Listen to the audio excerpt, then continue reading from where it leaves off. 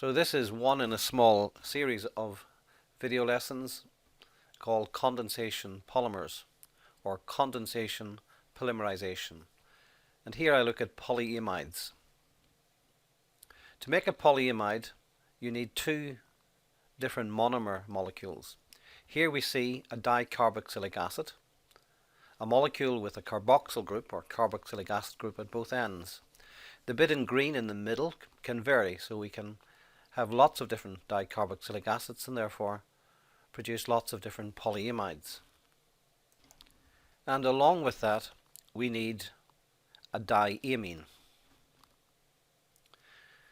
A diamine will have an NH2 group or amino group at both ends of the molecule. And again here, the bit in pink in the middle can be changed to produce lots of different diamines and therefore to be able to produce lots of different polyamides. Let's see how these molecules interact in the polymerization reaction. You can see that the OH group comes away from the carboxyl group of the dicarboxylic acid, and note that it takes both electrons of that CO bond. So the OH comes off as an hydroxide ion effectively. The H and only the H comes away from the amine group of the adjacent amine. That means it comes away as a hydrogen ion, H+. And the OH- ion and H+ ions combine to form a molecule of water. That bond between the N and the H of the amino group forms a bond with the carbon of what had been the carboxyl group. So we get a link between the NH of the diamine and the C double bond O of the dicarboxylic acid. So let's see this happen on a grand scale so that we produce a long chain polyamide molecule. On the left and right there I've got my two monomer units, missing in the case of the carboxyl group on the left, missing their OHs, and on the right the amine groups missing a H. And you can see that the NH of the diamine bonds to the C double bond O of the dicarboxylic acid. And all I said about doing is alternating them.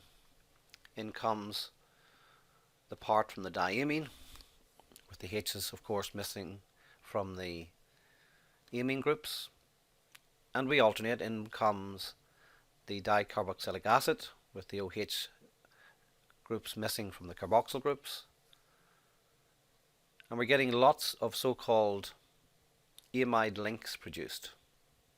Those C double bond O NH connections are known as amide links, and we have therefore a polyamide. At the bottom here then, if you want to summarize this in an abbreviated form, this is how you set about doing it. You take N dicarboxylic acids, where N is a large integer of 1 or several thousand, and we take N diamine molecules, so an equal number, an equal large number of both the dicarboxylic acid and the diamine, and then we have lots of amide links being produced between alternating dicarboxylic acid and diamine molecules. And this is how you present the repeating structure in the polyamide molecule. We enclose what is effectively a pair with N written as a subscript outside. Now if you have 8 fence posts, you have 7 gaps in between. So if you think about that analogy, you'll realize why there should be 2n-1 water molecules produced. But I've also taken another water molecule off effectively because I've removed the OH from the extreme left of that polymer and the H from the extreme right. So there are indeed 2n water molecules in that scenario.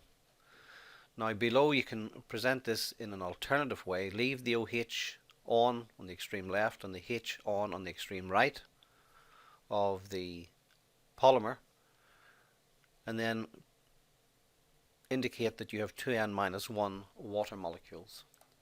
And you can find another video on this channel where I look at the production of nylon, a common example of a polyamide. Thanks for listening.